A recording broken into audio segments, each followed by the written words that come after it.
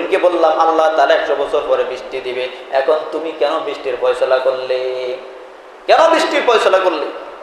আল্লাহ রাব্বুল আলামিন বললেন, মূসা, যাদের বৃষ্টি প্রয়োজন তারা যখন বৃষ্টির কথা শুনেছে 100 বছর পরে বৃষ্টি হবে, তারা আমার শুকরিয়া। তুর পাহাড়ে কথা বলতে যাইতেছেন আল্লাহ তাআলার সাথে, পথিমধ্যে একটা হরিণের দেখলো যে রাস্তার মধ্যে দাঁড়ানো একটা হরিণ।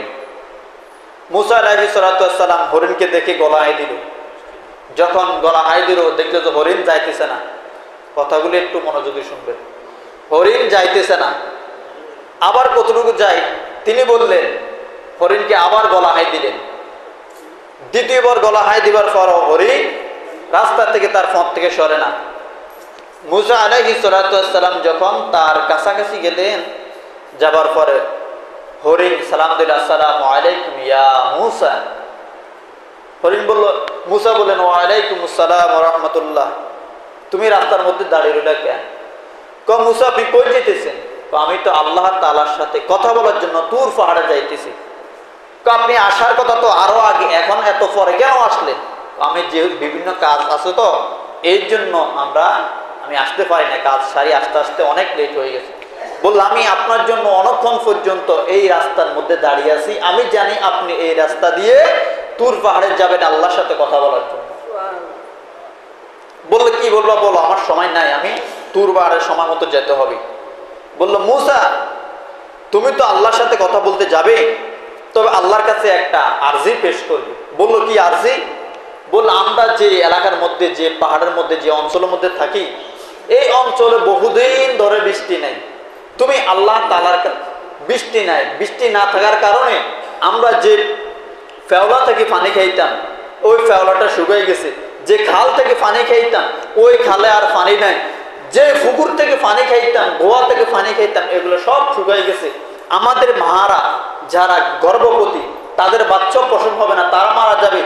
যাদের সন্তান আছে, বাচ্চা আছে, তাদের দুধগুলি শুকিয়ে গেছে, সন্তানও মারা যাবে, তারাও মারা যাবে।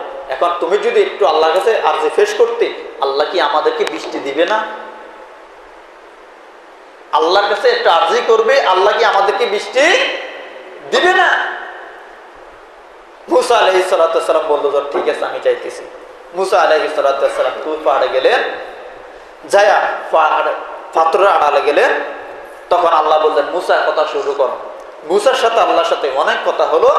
শেষ পর্যায়ে মূসা আলাইহিস সালাতু ওয়াস সালাম কয়, আল্লাহ তুমি কি দেখো না তোমার সৃষ্টির একজন নগণ্য সৃষ্টি পশু হরিণ, ওই পাহাড়ের মধ্যে বৃষ্টি হচ্ছে না, তাদের মাগুলি মারা যাচ্ছে, তারা মারা যাবে, পানি নেয়, তুমি কি তাদেরকে বৃষ্টি দিবে না?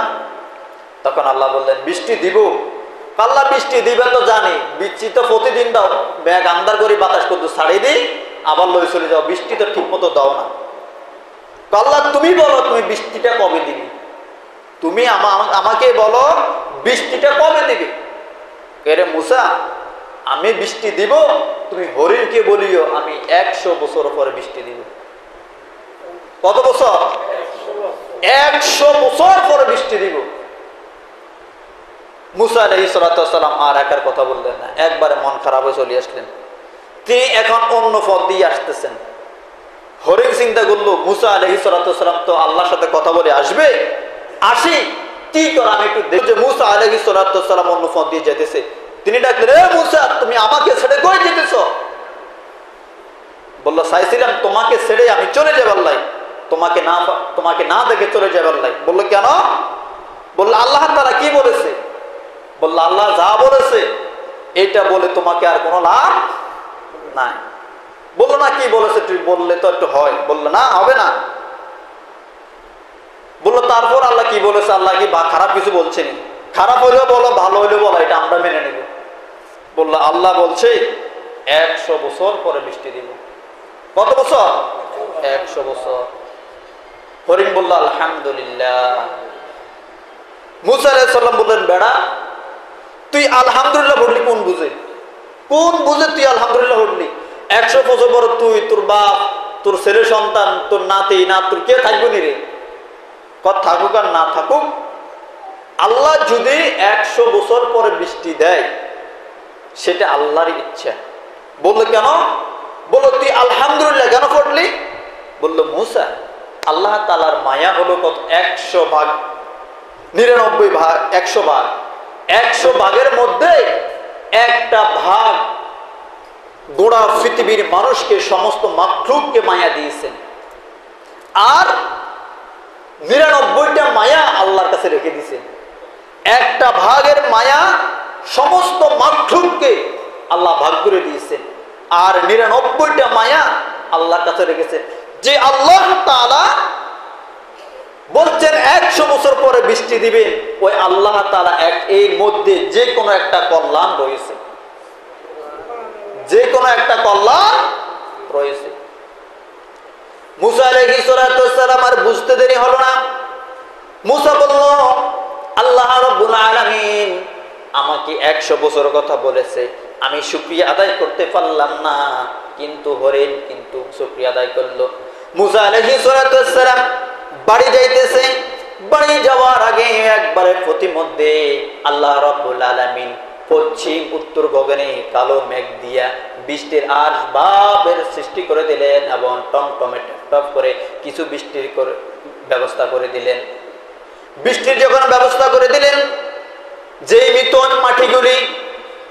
মাটিগুলি পুষ্ক পুষ্ক হয়ে গেল, যে পাতাগুলি, এই পাতাগুলি বৃষ্টির ছায়া পেয়ে পাতাগুলি একবারে সবুজ রঙের ধরনায় দূরিত হয়ে গেল।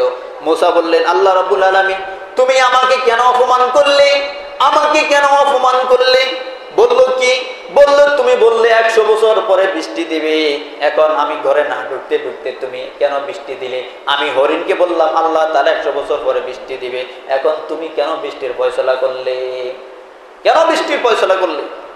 আল্লাহ রাব্বুল আলামিন বললেন, মূসা যাদের বৃষ্টি প্রয়োজন, তারা যখন বৃষ্টির কথা শুনেছে 100 বছর পরে বৃষ্টি হবে, তারা আমার শুকরিয়া আদায় করেছে, আলহামদুলিল্লাহ বলছে। আলহামদুলিল্লাহ বলার কারণে আমি ওই হরিণের ওই এলাকার মধ্যে বৃষ্টি প্রয়োজন, আমার মনের মধ্যে একটা প্রেম খেলা হয়ে গেল, আমি আল্লাহ আর সহ্য করতে পারি নাই। আমি মিকাইলকে বললাম, মিকাইল যে সমাজের মধ্যে, যে পাহাড়ের মধ্যে, যে অঞ্চলের মধ্যে যে পশুগুলি বৃষ্টির প্রয়োজন, তারা বৃষ্টির জন্য হাহাকার করছে, তার 100 বছর পরে বৃষ্টি দিব, তারা তারপরে বলছে আলহামদুলিল্লাহ। আলহামদুলিল্লাহ বলার পরও আমি 100 বছর বৃষ্টি শুনে আলহামদুলিল্লাহ বলছে। আমি আল্লাহ রাব্বুল আলামিন তাদের আলহামদুলিল্লাহর মায়া ছাড়তে পারি নাই, আমি আল্লাহ রাব্বুল আলামিন তাদের আলহামদুলিল্লাহর মায়া বলতে পারি নাই। তুমি ওই পাহাড়ের মধ্যে, ওই অঞ্চলের মধ্যে বৃষ্টির ব্যবস্থা করে দাও, বৃষ্টির মাধ্যমে পাহাড়ি অঞ্চলের মাটিগুলি উস্কো পুস্কো হয়ে তাসবিহ করতেছে, গাছগুলি তাসবিহ করতেছে। কি সুন্দর করে করতেছে তাসবিহ, এমন ভাবে করতেছে। মূসা আলাইহিস সালাম ঘরে গেলেন, ঘরে যাওয়ার পরে তিনি আল্লাহর কাছে কান্নাকাটি করেন। তখন আল্লাহ বললেন, লা ইন শাকারতুম লাযীদান্নাকুম, হে মূসা তুমি জেনে রেখো, বিপদে পড়ে যদি আমার শুকরিয়া আদায় করে, আমি আল্লাহ রাব্বুল আলামিন প্রতিমধ্যে দিয়ে আমি তাদেরকে রিজিকের ব্যবস্থা করে দিব। সম্মানিত হাজিরিন, এখন আমরা আল্লাহ তাআলার শুকরিয়া আদায় করি না। আমাদের তার মাঝে শাখা উপশাখা হিসাবে খাল গড়ি দিয়েছেন, খালের মাঝে দিয়ে বড় বড় গাছগুলি দিয়েছেন, গাছের মধ্যে ফুল, ফুলের মধ্যে ফল, ফলের মধ্যে পানি দিয়েছেন, গাছের মধ্যে শরবতের ব্যবস্থা করে দিয়েছেন, এবং আউটের ভিতরে রস দিয়ে দিয়েছেন, সিজনওয়ারি ফল দিয়েছেন, নদীর মধ্যে হাজার হাজার মাছ দিয়েছেন। কিন্তু তারপরও আমরা আল্লাহ রাব্বুল আলামিনের শুকরিয়া আদায় করতে পারি না, ঠিক না? এটা কাইফা তাকফুরুনা বিল্লাহ, তোমরা কেমন ভাবে অস্বীকার করবে, কেমন ভাবে অস্বীকার করবে? তোমরা তোমাদের নাম বলতে কোনো কিছু ছিল না, তোমাদের কোনো নাম চিত্ত ছিল না, তোমরা এক ফোঁটা নাপাক পানি থেকে আমি তোমাদেরকে মায়ের অভাবের ভিতরে গোস্তর টুকরার মতো করলাম, গোস্তর মধ্যে হাড্ডি দিয়ে দিলাম, হাড্ডির মধ্যে মজ্জা দিয়ে দিলাম, মজ্জার মধ্যে গোস্ত দিয়ে দিলাম, তার উপরে চামড়া দিলাম, চামড়া দিবার পরে আমি প্রত্যেকটা আঙ্গুলকে যেন এভাবে করতে পারো, চোখ যেন তোমরা উলট পালট করতে পারো, ভুরগুলি যেন তোমরা সুন্দরভাবে লাগতে পারো, চুল দিয়ে দিলাম, তোমাদের দাঁত দিয়ে দিলাম বিভিন্ন খাবার খাওয়ার জন্য, নাক দিয়ে দিলাম সুঘ্রাণ নেওয়ার জন্য, মুখ দিয়ে দিলাম, জিহ্বা দিয়ে দিলাম তোমাদের খাবার স্বাদ গ্রহণ করার জন্য, পা দিয়ে দিলাম তোমাদের হাঁটার জন্য। তারপরও বান্দা তোমরা কেন আমার নাফরমানি করো? যে সেজদা পাবার কথা আমি, তোমরা সেই সেজদা দাও মাজারে। যেই চুমা খাবার দায়িত্ব আমার, যেই চুমু তোমরা আমাকে দিবা, সেই চুমু তোমরা পীরের পায়ের মধ্যে দাও। যেই দোয়া আমার কাছে করা দরকার, এই দোয়া তোমরা আমার কাছে করো না। সব সময় পীর পূজা, মাজার পূজা, বিভিন্ন মাজার করো। আমি আল্লাহ রাব্বুল আলামিন লা ইনশাআল্লাহ ইন শাকারতুম লা আযীদান্নাকুম, আমি তোমরা যে আমার শুকরিয়া আদায় করো না, আমি আল্লাহ রাব্বুল আলামিন তোমাদেরকে কঠিন আযাবের মধ্যে নিক্ষেপিত করব। কঠিন আযাবের মধ্যে নিক্ষেপিত করব। এখন আমরা আল্লাহ তাআলার যে শুকরিয়া আদায়, আমরা এটাই তো ভুলে যাই। শুকরিয়া আদায় কি শুধু কি সুখের সময় শুকরিয়া হবে, নাকি বিপদের সময়ও শুকরিয়া হবে, নাকি সব সময়?